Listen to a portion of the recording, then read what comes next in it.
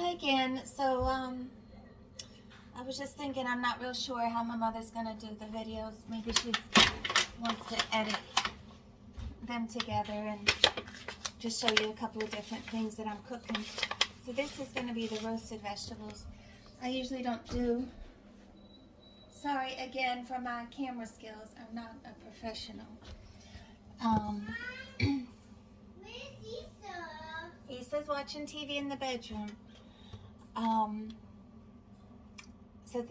I don't usually do vegetables, but this year I want to. I'm going to do a couple different things. I know one Thanksgiving staple is green bean casserole, but again, that's not really a fan favorite in my house, but they love roasted vegetables, so I'm going to do that for them this year. So I'm putting them in the bowl. Then I will put some olive oil on them. And I usually season them with Creole seasoning because that's what I cook with all the time. But a friend of mine told me something different that she used to do for her kids. And I tried it and they loved it. So I'm not measuring this oil. I'm just pouring it on. I want enough to cover it, but it doesn't, I don't want it to be soggy or greasy. So that looked like enough. So she told me to use this. Most of you probably have heard of this. I've heard of the ranch dip makes and soup makes and stuff, but I love ranch dip, but of course I don't eat it. So it's not something that I've ever bought. Mom, I want to put this pistachios in his snack cup. Oh, the pink cup? No, that's not pink cup. Go get it. So she said just take a little bit of this from the packet and put it on like when I do the roasted broccoli and stuff.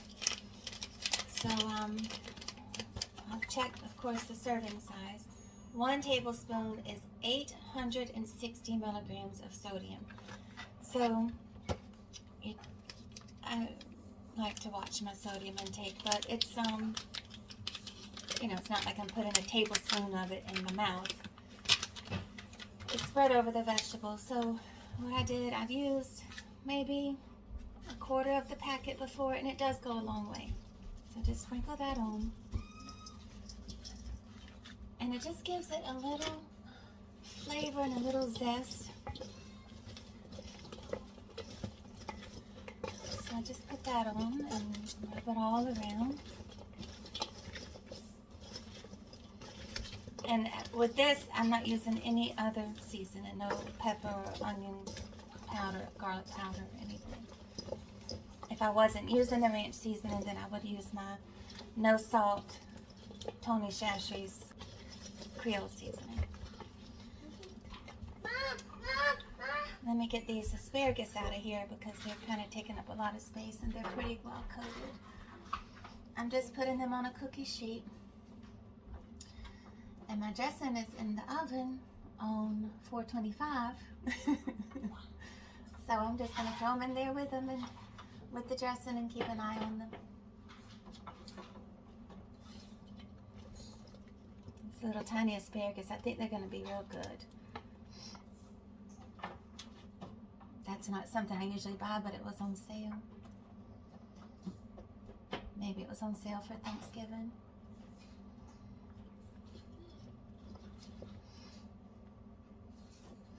So I may have to go into another pan. I do have the empty pan that I just emptied them out of. I'll probably just use that. Trying to use some of those foil pans this year instead of making such a mess with all the dishes. I think it's still pretty well coated down on the bottom. I don't think I'm going to add any more of the zest. We'll call it zest. Yeah, because I see it's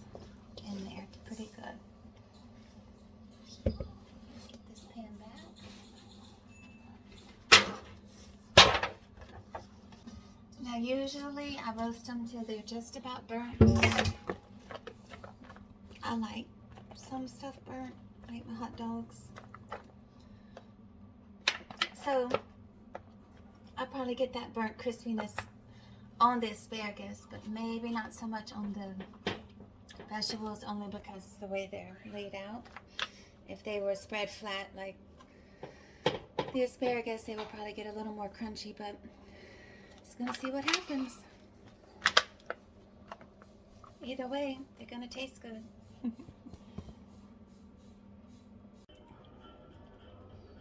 Okay, so the dressing is done. I cooked it on 425 for about, I'd say maybe 40 minutes. This is how I like the edges, brown and crispy. And then the inside will be a little bit moist still. These are the drippings from the turkey. I'm going to use that to make gravy, and I put a little bit over the turkey that I cut up.